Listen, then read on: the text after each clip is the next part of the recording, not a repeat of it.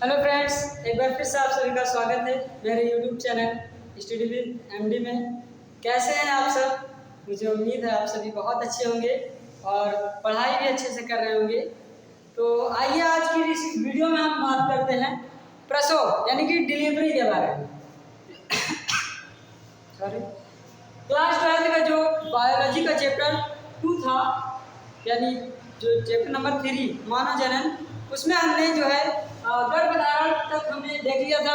अब उसके बाद 9 मंथ कंप्लीट होने के बाद प्रसव की क्रिया होती है, यानी कि डिलीवरी, इसको चाइल्ड बर्थ के नाम से भी जानते हैं।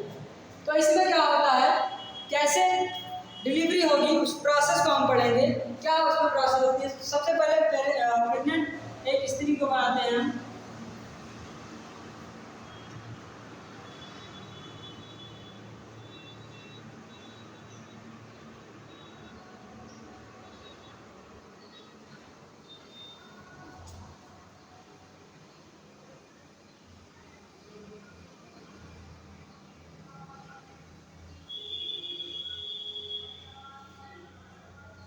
तो ये है, देखिए यहाँ पर ये प्रेगनेंसी हो गई थी। उसके बाद जो प्रोसेस होनी है उसको हम देखेंगे। यहाँ पर जो है मायोमेट्रियम, एंडोमेट्रियम और जो है तीनों लेयर्स पाई जाती हैं इस तरह से। ये एक लेयर हो गई एंडोमेट्रियम। उसके बाद दूसरी लेयर जो हो गई वो हो गई मायोमेट्रियम, और लास्ट में तीसरी लेयर जो होती है पेरीमेट्रियम। इधर भी ऐसे ही पाई जाती है एक ये, और तीसरी लेयर जो होती है ऐसे। तो इन तीनों का नाम पता ही होगा। यहाँ पे ये है एंडोमेट्रियम, ये एंडोमेट्रियम, और ये होती है मायोमेट्रियम, और ये होता है पेरीमेट्रियम। ये 3 लेयर पाई जाती हैं गर्भाशय में। तो गर्भाशय की तीनों लेयर का काम क्या होता है? ये 2 लेयर का सपोर्ट करना है। ये तीसरा जो होता है इसमें एंडोमेट्रियम का काम क्या होता है? इसमें जो पल रहा बेबी होता है उसको न्यूट्रिशन प्रोवाइड करना। तो यहाँ पर इसमें हम बेबी को बना देते हैं।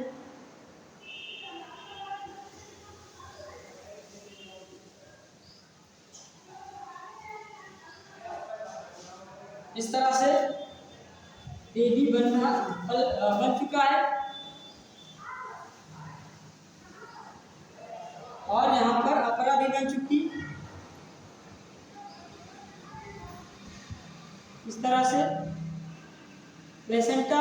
ओके, अब यहाँ पर देखिए एक ग्लैंड बनती है जिसका नाम होता है adrenal gland. Adrenal gland, adrenal gland का काम क्या होता है? ये सेक्रीट करती है एंड्रोजन हार्मोन। ये एंड्रोजन हार्मोन को रिलीज करती है, एंड्रोजन हार्मोन। एंड्रोजन हार्मोन जो होता है वो आगे चल करके एस्ट्रोजन हार्मोन में कन्वर्ट हो जाता है, कन्वर्ट हो जाएगा एस्ट्रोजन हार्मोन।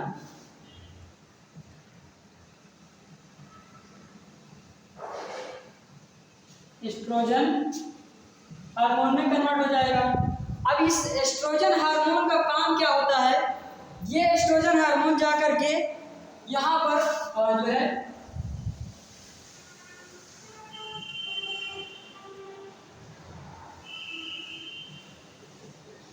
यहाँ मस्तिष्क के पास एक ग्लैंड पाई जाती है जिसका नाम होता है हाइपोथैलेमस ग्लैंड। इसका नाम क्या होता है? हाइपोथैलेमस। हाइपोथैलेमस ग्लैंड होती है एक। इस ग्लैंड को क्या करेगा? ये जो एस्ट्रोजन हार्मोन है ये आकर के इस ग्लैंड को प्रेरित करेगा, एक्टिवेट करेगा। ये क्या कर देगा? एक्टिव कर देगा। ये जो एस्ट्रोजन हार्मोन जो कि कहाँ से उत्पन्न हुआ?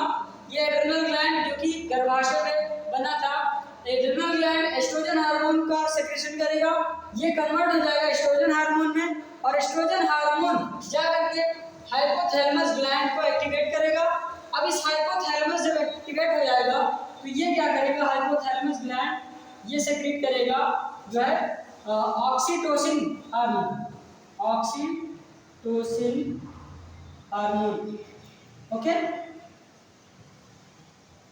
ये ऑक्सीटोसिन हार्मोन को रिलीज करेगा। अब इसका काम क्या होगा, आगे देखिए। अभी यहाँ पर जो मायोमेट्रियम बीच वाली लेयर है, इन दोनों का इसका काम तो पता ही है, एंडोमेट्रियम का, ये न्यूट्रिशन प्रोवाइड करती है इस बेबी को। ओके, तो ये जो मायोमेट्रियम है इसका काम क्या होता है, ये मायोमेट्रियम जो ये होती है, इस मायोमेट्रियम में पाए जाते हैं रिसेप्टर। कौन से रिसेप्टर, ऑक्सीटोसिन रिसेप्टर। इस मायोमेट्रियम लेयर में क्या पाई जाती है,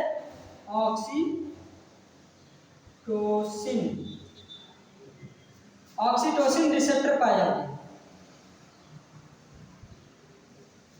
इस मायोमेट्रियम में ऑक्सीटोसिन रिसेप्टर पाए जाते हैं। वही ऑक्सीटोसिन रिसेप्टर क्या करेगा, इस ऑक्सीटोसिन को रिसीव कर लेगा, यानी इस पर आकर जो है जुड़ जाते हैं। ये ऑक्सीटोसिन हार्मोन जो कि यहाँ से रिलीज हुए थे, वो ऑक्सीटोसिन हार्मोन आकर के इस मायोमेट्रियम वाल जो होती है उस पर रिसेप्टर जो होते हैं उस रिसेप्टर में आकर के जुड़ जाते हैं। इस तरह से देखिए, ये मान लीजिए ऑक्सीटोसिन रिसेप्टर है। अब यहाँ से जो हार्मोन आया है वो हार्मोन मान लीजिए ये इस रिसेप्टर में आकर के जुड़ जाते हैं। और जब ऑक्सीटोसिन जो है ऑक्सीटोसिन रिसेप्टर में आकर के जुड़ जाएगा, तब क्या करेगा, ये जो वाल होती है मायोमेट्रियम की दोनों तरफ, इधर भी इधर भी, तो ये क्या करेगा, दोनों तरफ से इसको संकुचित करेगा। किसको, जो है गर्भाशय को। तो गर्भाशय क्या होगा, अब संकुचित होगा, जो है गर्भाशय संकुचन स्टार्ट हो जाएगा, संकुचन स्टार्ट होगा। अब संकुचन देखिए किस तरह से संकुचन होगा, दोनों तरफ से इस तरह से स्टार्ट होगा। दोनों लेयर जो होंगी इस तरह से, दोनों तरफ से इस तरह संकुचित करेंगी। अब जब संकुचित करेंगी तो क्या होगा, गर्भाशय की दीवार इधर जो है यहाँ पर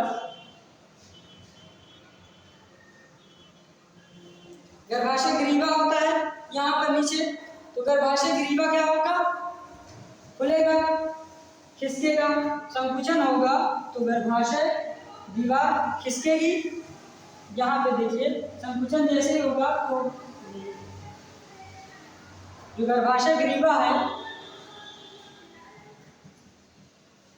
गर्भाशय ग्रीवा खिसकेगी। ओके, गर्भाशय ग्रीवा क्या होगी, खिसकेगी। अब इस यहाँ पे दोनों तरफ से दबाव पड़ा तो ये जो बेबी था इधर की ओर अंदर की ओर खिसकेगा नीचे की ओर, तो यहाँ पे इसमें क्या होगा, दबाव पड़ेगा, ये दोनों तरफ खिसकेगी। अब क्या होगा, जब ये खिसकेगी गर्भाशय ग्रीवा, तो ये भी एक मैसेज पहुंचाएगी इस हाइपोथैलेमस के पास। क्या मैसेज पहुंचाएगी, गर्भाशय ग्रीवा, ये है गर्भाशय ग्रीवा, गर्भाशय ग्रीवा है, और ये गर्भाशय ग्रीवा मैसेज पहुंचाएगी हाइपोथैलेमस को कि और ज्यादा ऑक्सीटोसिन हार्मोन को रिलीज करे। अब जितना ज्यादा ऑक्सीटोसिन हार्मोन रिलीज होगा उतना ज्यादा क्या होगा, संकुचन होगा, और जितना ज्यादा संकुचन होगा उतनी जल्दी ही ये क्या होगा, जो बेबी है वो बाहर की ओर जो है खिसकेगा, तो उतना ही आसान हो जाएगा इसको जो है एनवायरनमेंट, बाहर का एनवायरनमेंट में आने के लिए। तो इस तरह से क्या होता है, यहाँ पे एड्रिनल ग्लैंड पाई जाती है, वो एंड्रोजन हार्मोन को रिलीज करेगी, वो चेंज होगा एस्ट्रोजन हार्मोन में, और एस्ट्रोजन हार्मोन हाइपोथैलेमस को एक्टिवेट करेगा, हाइपोथैलेमस ऑक्सीटोसिन हार्मोन को रिलीज करेगा, वो जाकर के मायोमेट्रियम की वाल पे जो रिसेप्टर पाए जाते हैं ऑक्सीटोसिन रिसेप्टर, उसमें जो कि जुड़ जाते हैं। अब जुड़ करके जब जुड़ जाएगा तब क्या होगा, जो मायोमेट्रियम दोनों तरफ है वो संकुचन को करेगी, यानी कि दोनों तरफ से दबाव डालेगी गर्भाशय पे। तो गर्भाशय जब क्या होगा, संकुचित होगा, तब गर्भाशय ग्रीवा खिसकेगी नीचे की, जो गर्भाशय ग्रीवा है, जब गर्भाशय ग्रीवा खिसकी तो वो भी मैसेज पहुंचाएगी हाइपोथैलेमस ग्लैंड को कि और ज़्यादा ऑक्सीटोसिन हार्मोन रिलीज करे। तो जितना ऑक्सीटोसिन हार्मोन रिलीज होगा उतना ही ज़्यादा संकुचन होगा, और जितना ज़्यादा संकुचन उतना ही आसान हो जाएगा जो है डिलीवरी में। तो इस तरह से डिलीवरी की प्रोसेस यानी कि मैकेनिज्म ये है, इस तरह से डिलीवरी हो जाती है। और लास्ट में क्या होता है कि बेबी बाहर की ओर निकल जाता है, ये प्रसव कंप्लीट हो जाता है। अब ये जो अपरा है, ये जो संरचना दिखाई दे रही है, ये क्या है? अपरा यानी प्लेसेंटा, ये भी बाहर निकल जाती है। अब उसको काट दिया जाता है, ओके, अपरा को काट दिया जाता है यानी कनेक्शन तोड़ दिया जाता है मादा के गर्भाशय और भ्रूण को अलग अलग कर दिया जाता है अपरा को काटकर।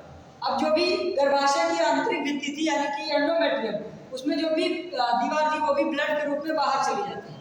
ओके, तो इस तरह से था ये प्रसव की क्रिया। और प्रसव की क्रिया में ये सारे मैकेनिज्म, ये सारी प्रोसेस होती हैं। तो आई होप कि ये वीडियो आप लोगों को समझ में आई होगी। तो मिलते हैं अगली वीडियो में, तब तक के लिए जय हिंद, जय भारत।